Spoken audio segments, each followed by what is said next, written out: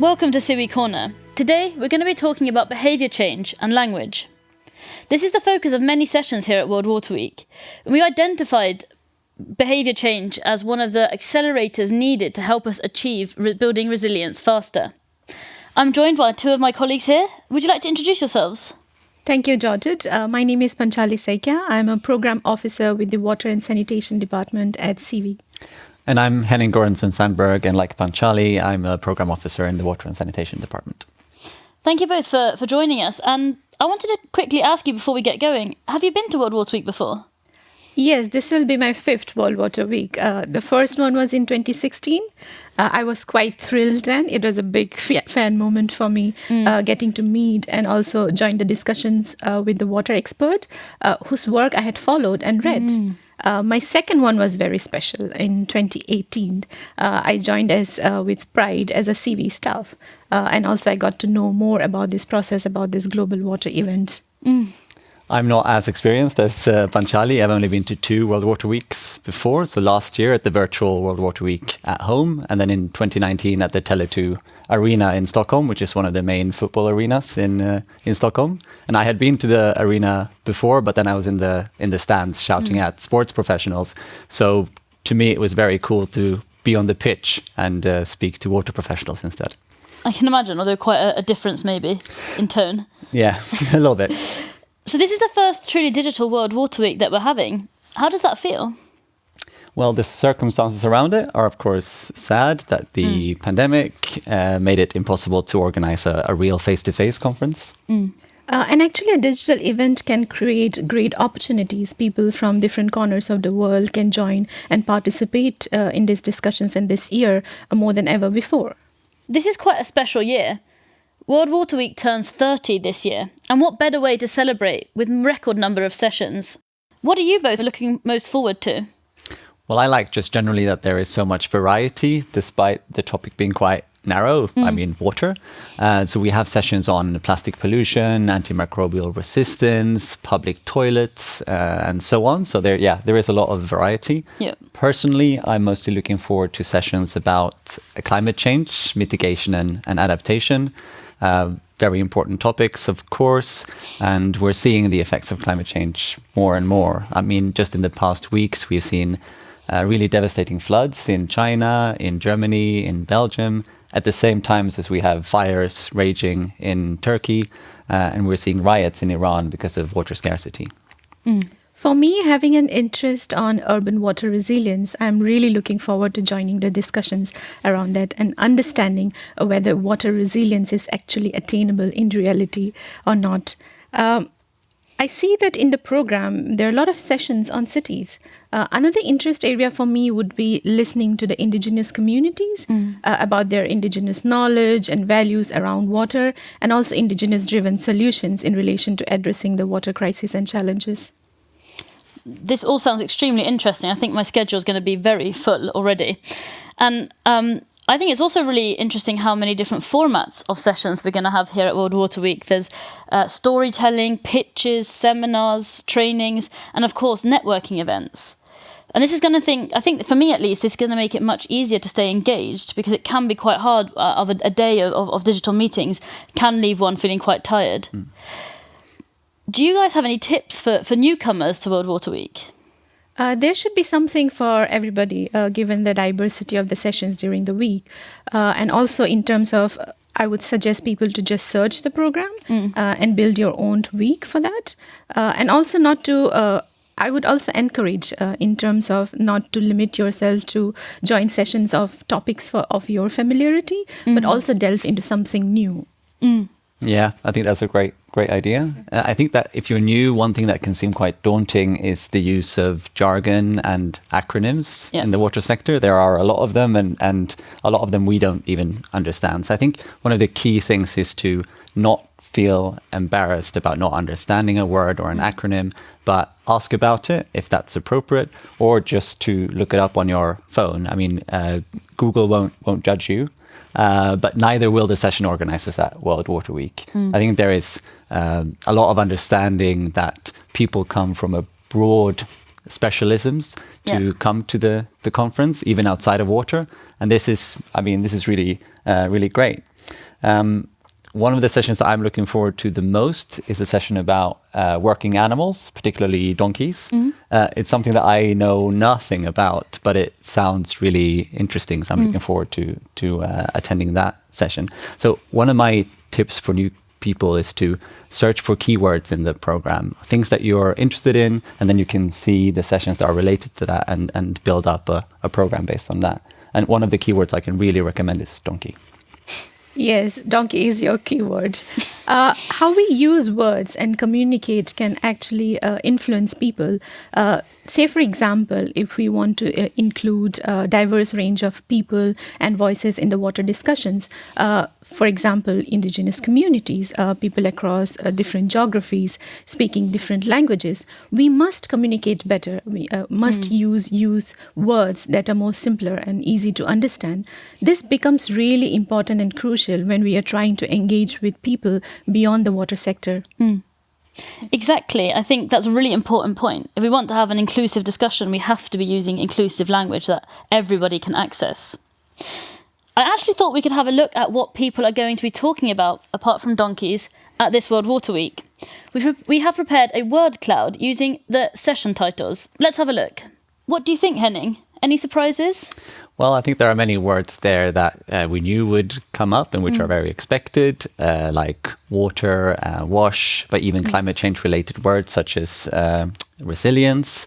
We see COVID-19 there as well, and that's also to be expected. We wouldn't have seen that 2 years ago, for example, but sadly it's still very relevant.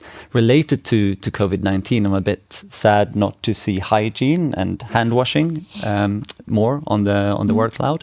I think there can be an explanation for this, because hygiene is often forgotten when you talk about water issues and sanitation issues as well, because it's not tangible in the same way that water and sanitation is. Water and sanitation has to do with infrastructure, and they are services, whereas hygiene has more to do with social norms and behavior change. There is the cross-sectoral focus as well. You see health, food, forest, which is really a good progress and way forward. But if you see the words, it's not always easy to understand and interpret for everyone. And this, I can say, taking an example, the word inclusive, whether it's actually talking about non-discriminations, whether it's talking about human rights-based approaches or not, inclusion of all voices or not, say, for example, on that context, yeah. I also find this very interesting, and the nuance of the words we're using, and also because words can be excluding, as you mentioned earlier, but also they can limit our thinking a little bit. So what do you say? Can we use words as one of our tools to build resilience faster? Yes, if used with clarity, of course. But some words that we use in our development sector and day-to-day life in terms of the water sector might not be easy to understand, given that it's quite broad, has interdisciplinary origins. Say the word you use, resilience, it's sometimes quite have interdisciplinary origins, not just talked about in terms of climate change and water. So it's not easy to understand these words. From our experiences working with cities, we have seen that often decision makers and practitioners find it very difficult and complicated to apply this concept in practice. And given this year's World Water Week theme of building resilience better, faster, it will be interesting to see about these sessions talking about resilience. Yeah, I very much agree. And on the other hand, like using strong terminology like resilience, like you're talking about, sustainability is another one, and mitigation and adaptation that I mentioned before, it can really help to create urgency and prioritize things. And the ultimate aim of this is to influence decision makers and ultimately to change behavior. Yeah, it is really interesting how we're deepening our knowledge on the impact that words has on behaviour change. We've actually put together a little slideshow that looks at just that.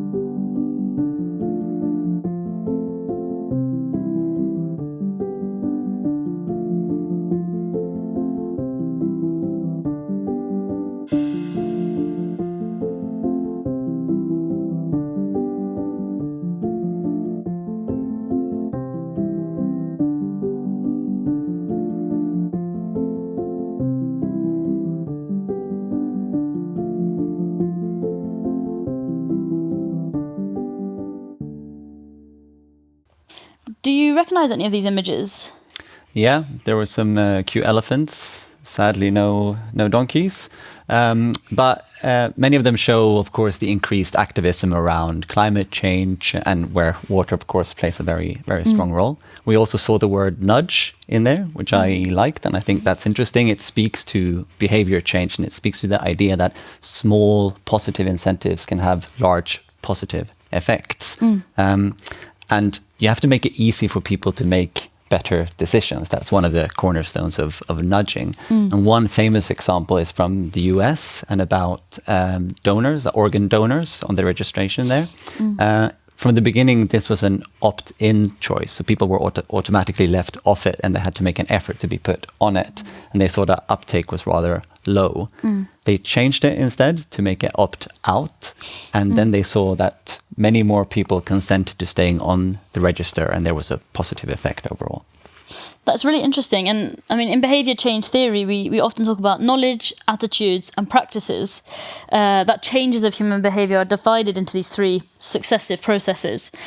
The acquisition of knowledge, the generation of attitudes, and then the formation of behavior. How do we get started in that process? One way of generating knowledge is through large-scale campaigns, for example. And this can be through posters in society or in schools, or it can be through media. And it can be through like old media, such as radio or TV, or new media, such as social media and things like that. What's important here is to tailor the messages to the needs of the people that you're trying to influence. You have to use their language, and you have to use examples that resonate with them. So it's very important to have a thorough understanding of the lived experience of the people that you're trying to speak to. And this can be cultural, or it can be religious, or it can be related to social norms of the group that you're trying to speak to. And this is especially important when you're speaking to like indigenous communities, for example, or when you're speaking about taboo subjects. Absolutely. I second that thought. We have seen that targeted approaches in terms of tackling the social and cultural stigmas, and so in terms of taboos related to menstruation and also promotion of hygiene, have a great impact and have worked quite well. We saw in one of the images with the poster of no period end period shame. There is this also an Oscar-winning documentary, which is Period End of Sentences, that you must watch. These platforms and entertainment industries are often used as a tool in terms of behavior change, influencing behavior and generating awareness. And in tackling some of these taboos, for example, with menstruation, this has actually led to some concrete progress, right? Exactly. I would like to share a few examples here towards addressing the period poverty. By period poverty, we mean when women lack sanitary products and other essential related products due to financial constraints. And we have seen that targeted approach and people's efforts in terms of social media campaigns and protests have actually influenced decision making. For example, in India, the government had to actually exempt the sanitary products from its goods and services taxes, which was earlier 12%. Recently, we also saw in Scotland, they passed a bill and became the first country to make sanitary products free for all. Yeah. Fantastic that Scotland has done that. And we're talking a lot about social media campaigns now, or other media campaigns, but often it might not be possible to use social media or other types of media to reach people. And then you can use community mobilization, which is another way to affect behavior change in communities. And this is, for example, arranging debates in communities about how to change behaviors and how to make a positive change. And a recent example of a large-scale, very successful behavior change campaign is the Swachh Bharat campaign in India, or the Clean India campaign, which was about ending open defecation. And it was really, really successful in creating more positive behaviors for millions of Indian people around sanitation and hygiene.